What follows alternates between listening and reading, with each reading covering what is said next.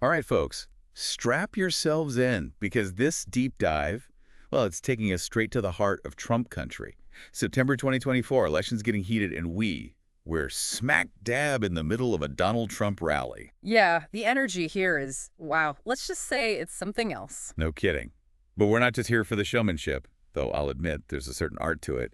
We're really digging into a speech Trump gave a few weeks back, one that's packed with hints about his game plan for 2024. Right, it's like Trump 101, campaign speech edition. Exactly. We're going to decode the dog whistles, break down why any of this matters to you, the voter.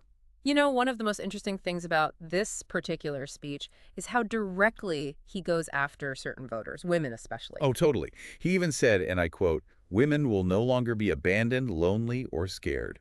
Almost comforting, right? Like a Yeah. warm blanket promise. Very deliberate. See, polls show women, they're heavily favoring Democrats these days. So this statement, it's a direct play to win them back.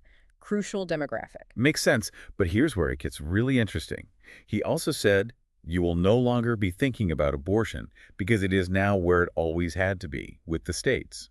But remember, didn't he oppose Florida's 6-week ban? Seems a little, inconsistent. It's fascinating, isn't it? Instead of addressing the actual concerns many women have about abortion access, he's trying to shift their focus. Areas where he might have a better shot, you see. Yeah. Whether it'll work, whole other story. Classic political maneuvering, sidestepping a tough issue, control the narrative.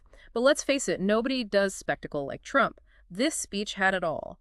Oprah, Churchill, Shakespeare, even a Bobby Knight reference. Can you believe it? Classic Trump, right. He gets the power of entertainment. Oh, for sure. Yeah. But it's more than just a show, isn't it? It's a way to distract from the tough stuff, energize his base, dominate those news cycles. Exactly. Blend those pop culture bits with the political message. Makes it all go down easier. Speaking of going down, we got to talk about this Bobby Knight comparison. He Mhm. actually said critics of the Supreme Court, and I quote, "should be put in jail for trying to get them to sway their vote, sway their decision." Kind of unnerving, no? Yeah, that's where things get concerning. Might be for shock value, Huh. but those statements have real-world consequences. It's like he's saying the quiet part out loud. Makes you wonder how much is calculated, how much is, well, let's just say off script. Hard to say for sure. But words have power, we know that. When someone in his position says things like that, it undermines trust. In the Supreme Court, no less. And that's the bedrock of a functioning democracy. Exactly. Once that trust erodes, it's not easily rebuilt. And that's where things get really interesting and maybe a little scary. And this us versus them narrative, it's not just a rhetorical flourish. It's strategically woven into how he tackles other key issues. Right, like immigration. I mean, it's almost a given that it'll come up at a Trump rally, and this one was no exception. Exactly. And he didn't disappoint using the term invasion yet again to describe undocumented immigrants. There it is. You could practically set your watch to it. But, it's almost like a broken record at this point. Don't you think people would be tired of hearing the same rhetoric? You'd think so, wouldn't you? But here's the thing. It works. This kind of language, while inaccurate and dehumanizing, taps into a very primal fear, the fear of the other, the fear of the unknown. So even though we've heard it all before, it still has the power to evoke a visceral reaction from a certain segment of the population. It's almost like a Pavlovian response at this point. Exactly. And that's what makes it so dangerous. Because when you constantly repeat a message, especially one based on fear and resentment, it starts to feel true, even if it's not supported by facts. And it creates this feedback loop where the crowd's reaction then fuels his rhetoric, which further energizes the base. It's a cycle that's really hard to break. Especially when you throw in a dash of the system is rigged for good measure. Oh, he couldn't resist that. It's like a greatest hits compilation of campaign trail pronouncements. But this time around, are people buying it? Or are they starting to see through it? It's a mix, to be honest. Some people are drawn in by the simplicity of the message, the idea that there's a clear enemy to blame for their problems. Others, however, are starting to question the narrative, especially as they see through the inconsistencies and falsehoods. And that's where those baseless claims of election interference come in. It's like he's preemptively laying the groundwork to challenge the results if he doesn't get his way. Right. It's a tactic we've seen before, and it's one we need to be very wary of. Because when you erode trust in the democratic process itself, you undermine the very foundation of our society. And it creates a climate where violence and unrest become more likely. And speaking of which, we have to talk about what happened in Springfield, Ohio. Yes, Springfield.